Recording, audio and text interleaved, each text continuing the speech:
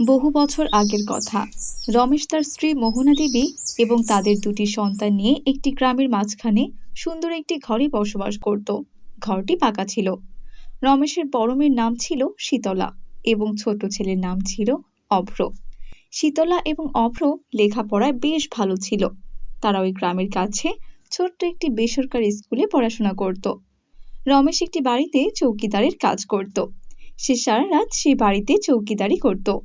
রমেশ যে বাড়িতে চৌকিদারি করত সে বাড়ির মালিক ছিল বেশ বড়লোক এবং তার ছিল একটি মাত্র ছেলে। বাড়ির মালিকের নাম ছিল রহমান এবং তার একমাত্র ছেলের নাম ছিল রহিম। রহমান কখনো কারোর সাথে ঝামেলা করত না, কিন্তু তার ছেলে ছিল বেশ বদমেজাজি। সে মারামারি, খুন খারাপি এবং সে নেশাও করত এবং সব সময় কারো না কারোর সাথে ঝগড়া করে বেড়াতো। রমেশ রহমানের বাড়িতে কঠোর পরিশ্রম করার পরেও ঠিক মতো বেতন পেত না, কিন্তু রমেশ এটা নিয়ে কোনো রকম কথাও বলতো না, কারণ সে ভাবতো যে সে যাই বেতন পায় তাই অনেক। সবকিছু মোটামুটি ঠিকঠাকই চলছিল, কিন্তু একদিনের মধ্যে রমেশের জীবন একবারই পাল্টে যায়। একদিন সন্ধেবেলা রমেশ রহমানের বাড়ির সামনে বসে চৌকিদারি করছিল। হঠাৎ রহমান এসে বলে, এই রমেশ, আমার ছেলে কিছুক্ষণ আগে ঘরে ঢুকেছে। সে সময় সে দেখেছে তুই নাকি ঘরে ঘুমাচ্ছিস। তোর কি চাকরি করার কোনো ইচ্ছে নেই? তোকে যে আমার এখন ছাঁটাই করতে হবে সেটাই বুঝি বাকি আছে। তুই কিভাবে চাকরি ছেড়ে ঘুমোস সেটাও আমি দেখবো। বুঝতে পেরেছিস তো? আমি তো দুপুরের দিকে একটুখানি চোখ বন্ধ করেছিলাম, বেশিক্ষণ ঘুমাইনি। আর এমনিতেও দুপুরবেলা তো কেউ চুরি করতে আসবে না। আমি যত পারি জেগে থাকার চেষ্টা করি। আমিও তো মানুষ। আমি যে সকাল 4টা হতে সারা রাত বাড়ি পাহারা দিই, আমার তো একটু ঘুম আসবেই।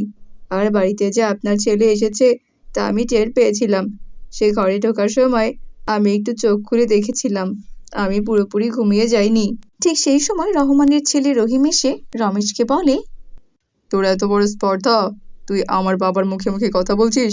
তোকে তো আমি আজকে মেরেই ফেলবো। এটা বলে রহিম রমেশকে জোরে ধাক্কা মারে। রমেশের মাথা চেয়ারের সাথে খুব জোরে আঘাত লাগে এবং রমেশ মাটিতে পড়ে যায়। রমেশ খুব কষ্ট করে উঠে বলে, আমি তো মুখে মুখে তর্ক করিনি, আপনি এসে আমাকে মারতে গেলেন কেন? আমার এখন মাথা ঘুরছে। এ কি সব অন্ধকার হয়ে যাচ্ছে? এ কি? এটা বলে রমেশ অজ্ঞান হয়ে মাটিতে পড়ে যায়। আর এটা দেখে রহিম হাসতে হাসতে বাড়ির ভেতরে চলে যায়, কিন্তু রহমান বেশ ভয় পেয়ে যায় এবং রমেশকে কাজের লোকের সাহায্যে কাছে একটা হাসপাতালে নিয়ে যায়। কিছুক্ষণের মধ্যে রমেশের বাড়িতে রমেশের হাসপাতালে ভর্তি হওয়ার খবরটা চলে যায়। তার পরিবারের সবাই মিলে হাসপাতালে চলে আসে। রমেশের এই অবস্থা দেখে রমেশের স্ত্রী কান্না করতে শুরু করে দেয়। এ আমার কি হলো? আমার স্বামীকে যে রহমান চাচার ছেলে মেরে মরার মতো অবস্থা করে দিল। এখন আমার কি হবে? হায় হায় রে, আমার ছেলে মেয়েদের এখন আমি কিভাবে পড়াবো? কিভাবেই বা টাকা পয়সা জোগাড় করবো? এটা বলতে বলতে মোহনা দেবী কান্নায় ভেঙে পড়ে। এদিকে তার ছেলে অভ্র এবং তার মেয়ে শীতলাও তার মায়ের সাথে বসে কান্না করতে থাকে। একদিন পর রমেশের জ্ঞান ফেরে। রমেশের জ্ঞান ফিরতে দেখে মোহনা একটু স্বস্তির নিঃশ্বাস ফেলে। ওগো, ওগো, তুমি চোখ খুলেছো? আমি তোমাকে নিয়ে কত দুশ্চিন্তায় ছিলাম। তোমার কি শরীরটা একটু ঠিক লাগছে গো? মাথাটা কি এখন ভালো লাগছে? আমি কোথায় গো?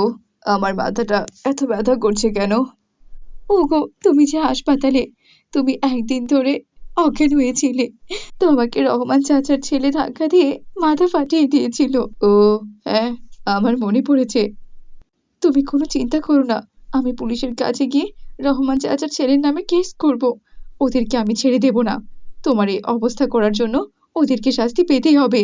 তুমি এসব কিছুই করবে না। তুমি এসব করলে তারা আমাকে চাকরি থেকে বের করে দেবে। তারা আমাকে টাকা দেয়, এসব করলে আমাকে আর টাকা দেবে না।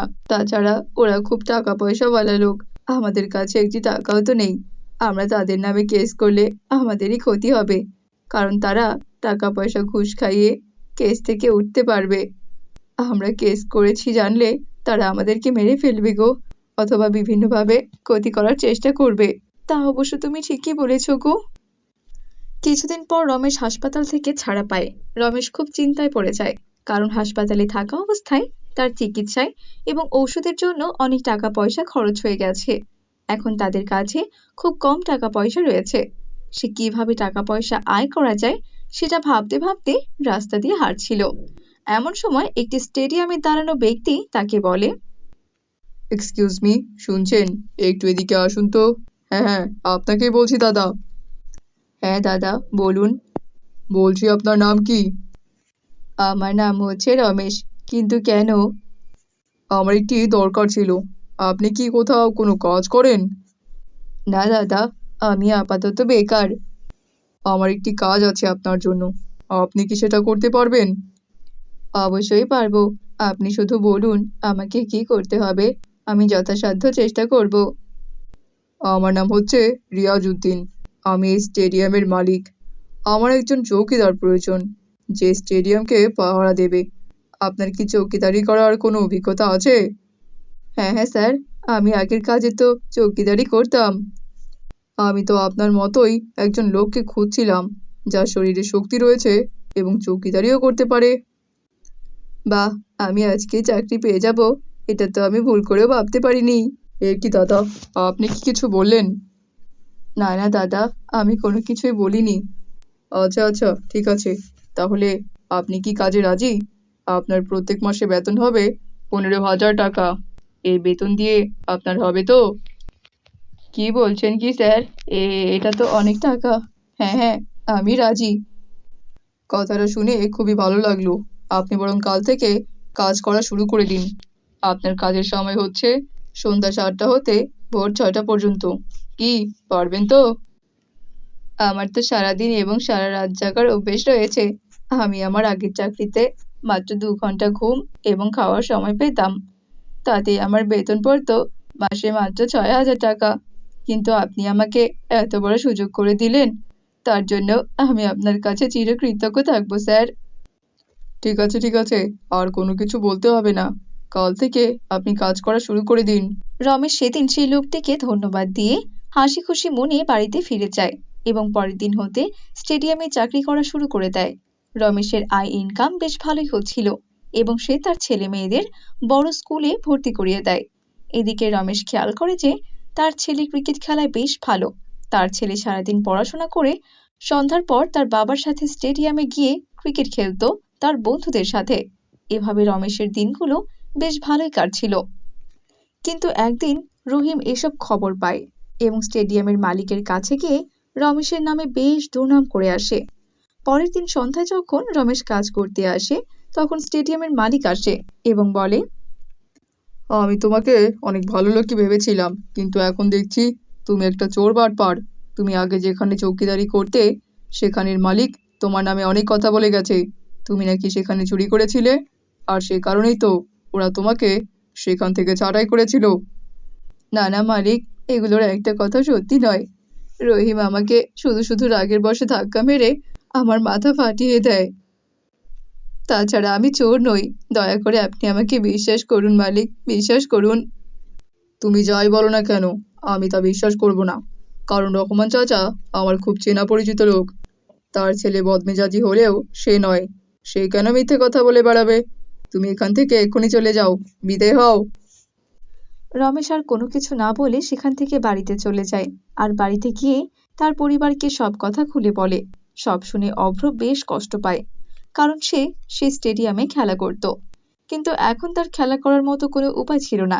তাই সে প্রতিদিন স্টেডিয়ামের বাইরে দাঁড়িয়ে অন্য ছেলেদের খেলতে দেখত।